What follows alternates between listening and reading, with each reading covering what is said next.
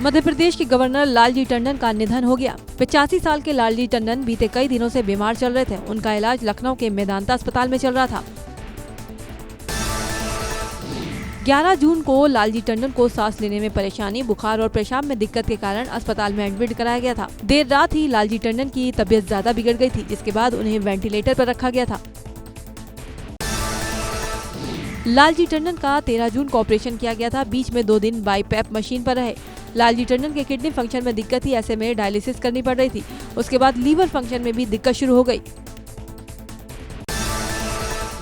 लालजी टंडन के निधन की पुष्टि उनके बेटे और यूपी सरकार में मंत्री आशुतोष टंडन ने की। उन्होंने ट्वीट करके कहा, बाबूजी नहीं रहे।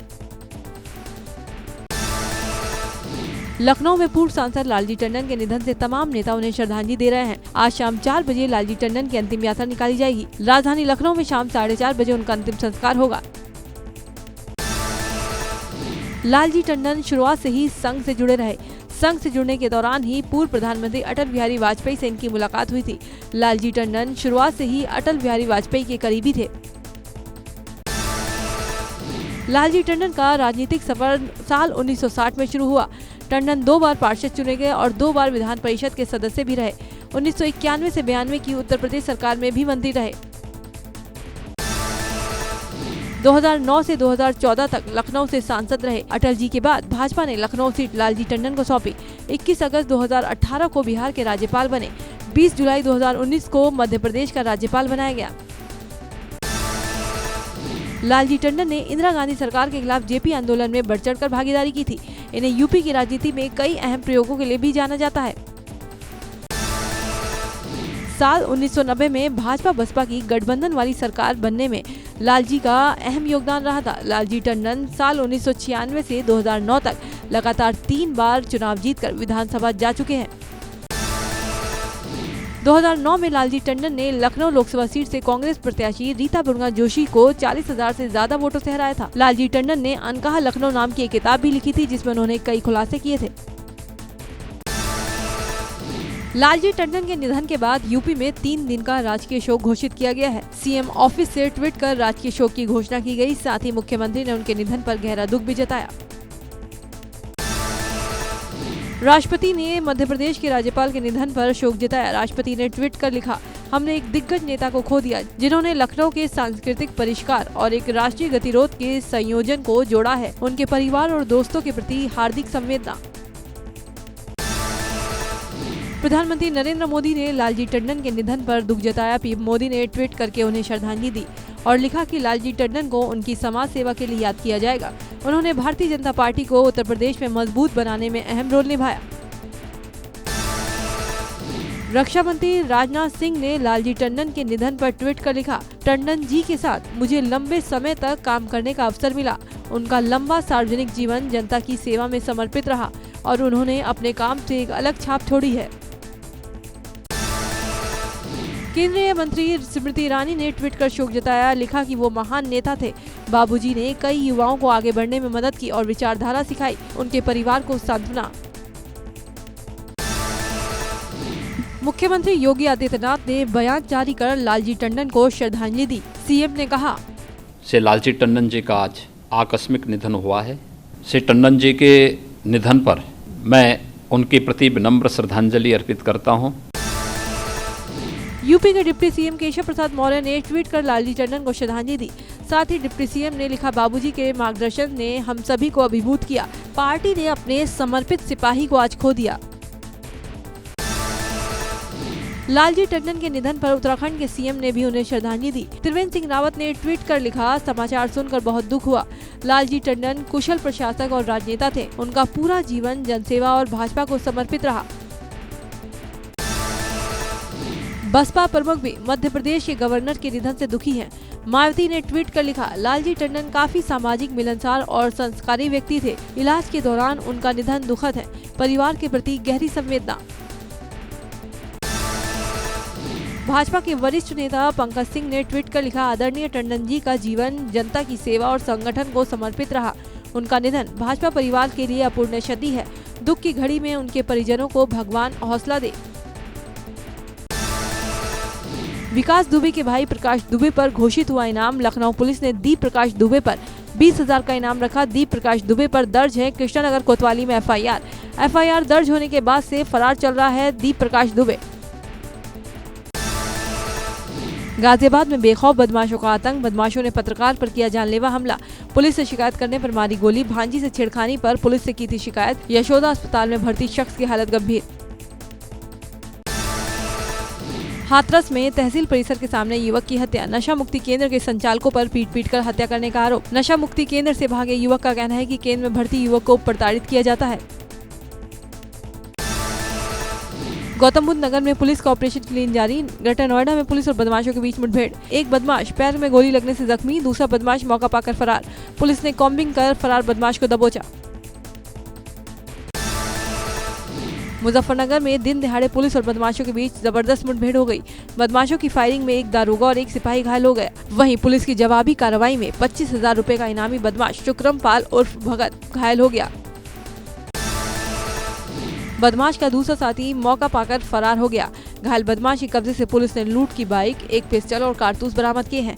कुख्यात अपराधी पर 2 दर्जन से भी ज्यादा मुकदमे दर्ज बताए जा रहे हैं। हरिद्वार के सिडकुल में देश की नामी बहुराष्ट्रीय कंपनी में 288 कर्मचारियों के कोरोना पॉजिटिव पाए जाने से हड़कंप मचा हुआ है। डीएम ने हरिद्वार के सभी फैक्ट्रियों के 10% कर्मियों का कोरोना टेस्ट कराए जाने के आदेश दिए हैं। शहर भर में 150 से ज्यादा कंटेनमेंट जोन बनाए गए हैं। चमोली के कंडप्याग नैनी सेंड मोटर मार्ग पर हादसा। गाड़ी अनियंत्रित होकर 200 मीटर गहरी खाई में गिरी। राजस्व पुलिस और एसडीआरएफ की टीम ने किया रेस्क्यू। 3 घायलों और एक व्यक्ति के शव को बमुश्किल निकाला। बहराइच में नेशनल हाईवे पर रफ्तार का कहर देखने को मिला। यात्रियों को ले जा रही बस अनियंत्रित होकर पलट गई, जिसमें तकरीबन आधा दर्जन से अधिक यात्री घायल हो गए। इनमें से 3 लोग की हालत नाजुक बताई जा रही है। रामपुर में जमीनी विवाद में चले लाठी डंडे, 2 पक्षों में हुई जबरदस्त भिड़ंत। लाइव मारपीट का वीडियो हुआ वायरल। दोनों पक्षों में कहासुनी के बाद गाली गलौज हाथापाई तक पहुंच गई। गांव के लोगों ने दोनों पक्षों को पुलिस के पास जाने से रोका। रामपुर के स्वार थाना क्षेत्र के किशनपुर मौलागढ़ गांव का मामला। जौनपुर में दबंगों ने दलितों पर बरपाया कहर। पुलिस की मौजूदगी में दबंगों की मारपीट का वीडियो हुआ वायरल। लाठियां बरसाने के साथ किया पथराव। पुलिस पर मिलीभगत का आरोप। सिकरारा थाना क्षेत्र के बुआकोट गांव का मामला।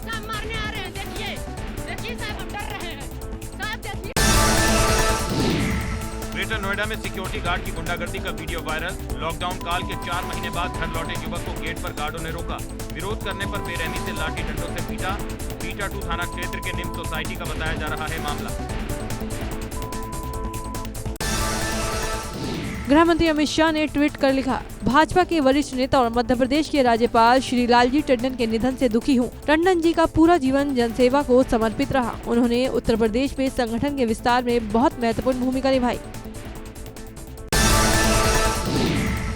प्रतापगढ़ के मंधाता कोतवाली में एडीजी जोन प्रेम प्रकाश औचक निरीक्षण पर पहुंचे। असला चेक करने के दौरान दारोगा की पिस्टल फंस गई, जिसके बाद एडीजी ने दारोगा से दौड़ लगवाई। आपको बता दें, एडीजी प्रेम प्रकाश प्रतापगढ़ के नोडल अधिकारी बनाए गए हैं और 2 दिन के दौरे पर वो प्रतापगढ़ पहुंचे। बरेली के कोविड हॉस्पिटल में कोरोना मरीज फिल्मी गानों पर खूब मस्ती कर रहे हैं। उन्होंने अपने डांस का वीडियो बनाकर सोशल मीडिया पर वायरल कर दिया, जिसमें वो खूब डांस करते दिख रहे हैं।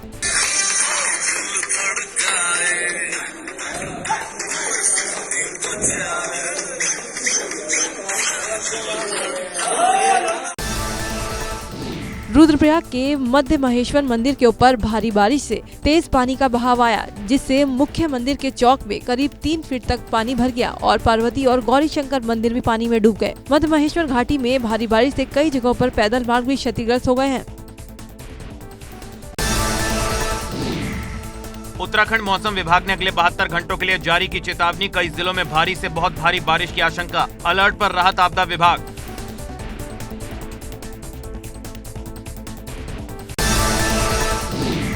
उत्तराखंड में मानसून चरम पर है। ऐसे में तबाही की तस्वीरें सामने आ रही हैं। नदियों का जलस्तर अपने उफान पर है। पुलिस ने लोगों से अपील की है कि वो नदियों में इस समय ना नहाने जाएं। साथ ही सभी थाना प्रभारियों को निर्देशित किया गया है कि नदी के पास बने पिकनिक स्पॉट पर लगातार पेट्रोलिंग करें, जिससे इस तरह से होने वाले हादसों पर अंकुश लगाया जा सके। रामपुर जिला अस्पताल में तैनात 35 संविदा कर्मियों को 5 महीने से सैलरी नहीं मिली है। जिसको लेकर सभी संविदा कर्मी इकट्ठे होकर सीएमएस और सीएमओ से मिले।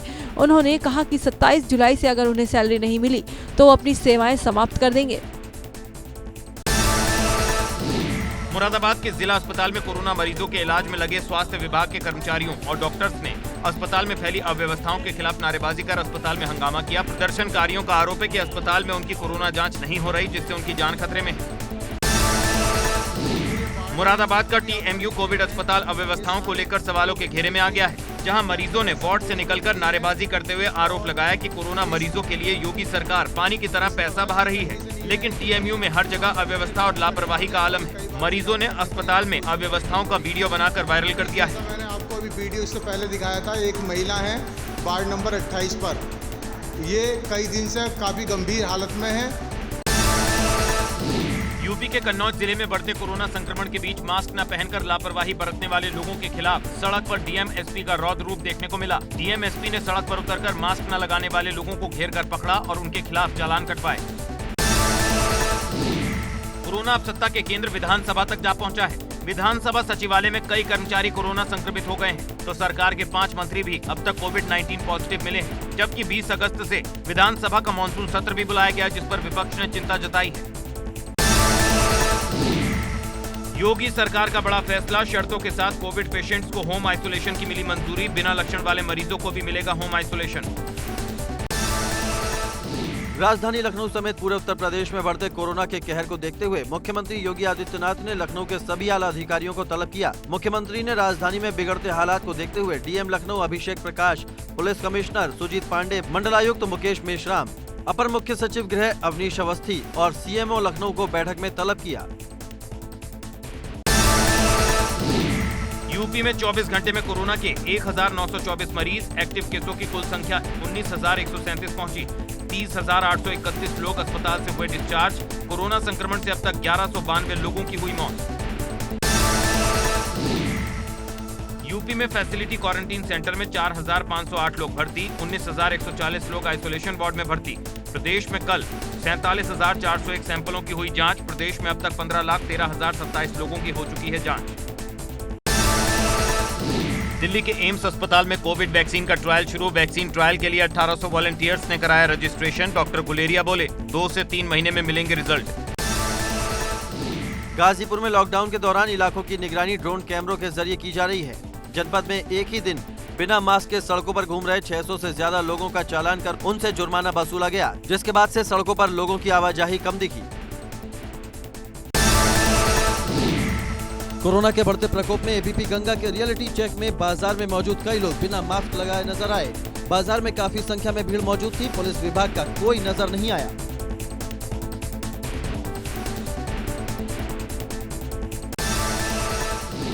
उधम सिंह नगर जिले के सितारगंज में 6 आशा कार्यकर्तियों के कोरोना पॉजिटिव पाए जाने के बाद हड़कंप मचा हुआ है। वहीं सितारगंज में पुलिस व राजस्व विभाग की टीम ने कोरोना पॉजिटिव पाए गए आशा कार्यकर्तियों के घर से 50-50 मीटर दूर तक बैरिकेडिंग कर कंटेनमेंट जोन बना दिया है।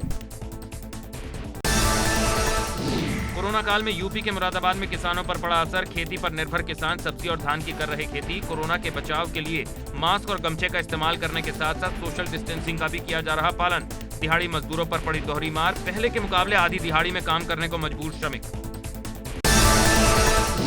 वाराणसी में कोरोना के 90 नए मामले सामने आने से मचा हड़कंप। 62 वर्षीय कोरोना पॉजिटिव व्यक्ति की मौत। वाराणसी में अब तक 1361 लोग कोरोना पॉजिटिव। एक्टिव मरीजों की संख्या 791। 33 लोगों की अब तक कोरोना से हुई मौत।